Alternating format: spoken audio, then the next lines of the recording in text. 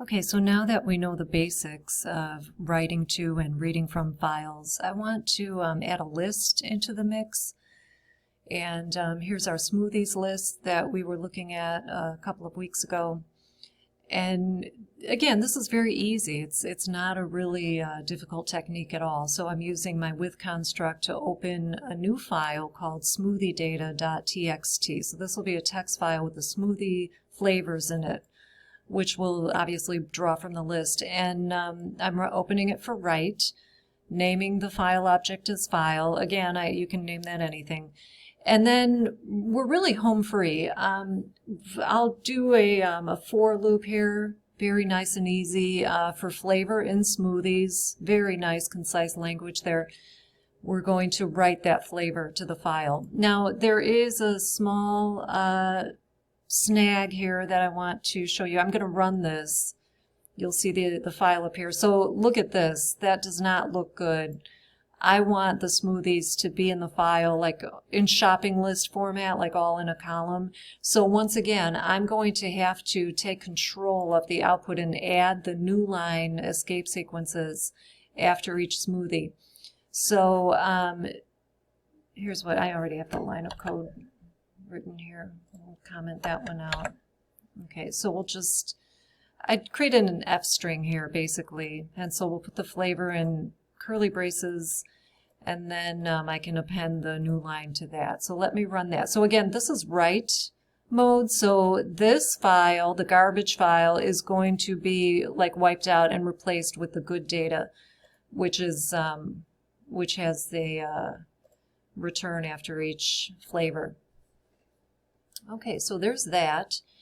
And also, okay, so let's say I want to add a flavor. So now at this point, I have the smoothies in the file, and the file is closed because the with construct takes care of that. It closes up the file. But I'm like, oh, wait a minute, I forgot to add cinnamon fig. So it's easy. I just open up the file again. This time I'll open it with append, in append mode. Append. Okay, so I don't want to overwrite what's already in there, but I do want to append cinnamon fig to the bottom. So it really is just the same construct here. I'm doing file.write and doing an F string there with the cinnamon fig, not forgetting the new line as well. Okay, so now we'll look at that, and there's the cinnamon fig at the bottom. Okay, so now that the flavors are in the file, in the output file, why don't we read them back in? Notice we haven't had any output, like screen output in this window. So why don't we read them back in from the text file, and then we'll list the flavors in the output pane down here below. So I think what I'll do is I'm going to read them into a brand new smoothie list, just so we know. I mean, could I read them back into the original? Sure, I could. But let's read them into a brand new smoothie list. So this new list, called new smoothie list, is going to receive those flavors from the input file and add them to that. Well, they'll be in the list, and then we'll print them from the list. So again, using the with construct to open that data file, watching my typing on that file name. I'm opening it in read mode. Okay, once again, recycling this name file for the input file. Now it's the input file. Okay, so I'm going to read this one line at a time. Now there's something going on here that we need to be aware of. We have to. If we want these in the list, well, I mean, I guess I don't, let me comment this out, and then we'll add that back in. So let me comment that line out so we can see the effect. So let's pretend that line isn't there. We'll talk about it in a minute. So for each line in the input file, I'm going to add that line, append that line to the new list, the new smoothie list. That's it. That's all I have to do. For each line in the file, I'm going to append that line to the list. Then I'm going to print the list. Now watch what happens when I print the list.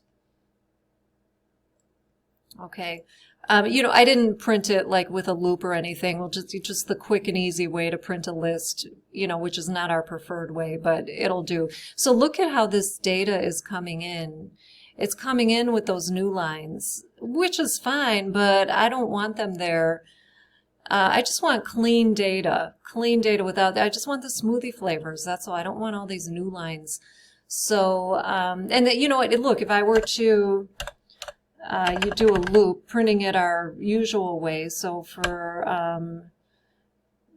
we'll say F for flavor in new smoothie list, we're going to print F. Okay, so watch what the output is going to look like. Uh-oh. Oh, it's my, I'm just whipping that up on the fly. I'm prone to syntax errors here. Okay, so this should, oh, you know what? I better put this one out here. Okay. All right, so see the effective, so when, with those new lines, we talked about this in a previous video, how print gives you a line feed anyway. But with those new lines that we saw, which need to be stripped off when it comes down to it, but when they're there, I'm getting this double spacing, which I may or may not want. So, moral of the story here is I'm going to get this line back. Now, what this one will do is I'm taking that line that just came in, and I'm using the replace method, that's a string method, replacing the new line with a null string, meaning a nothing string. So it was stripping off the new line, that's all. And so now my output will look good.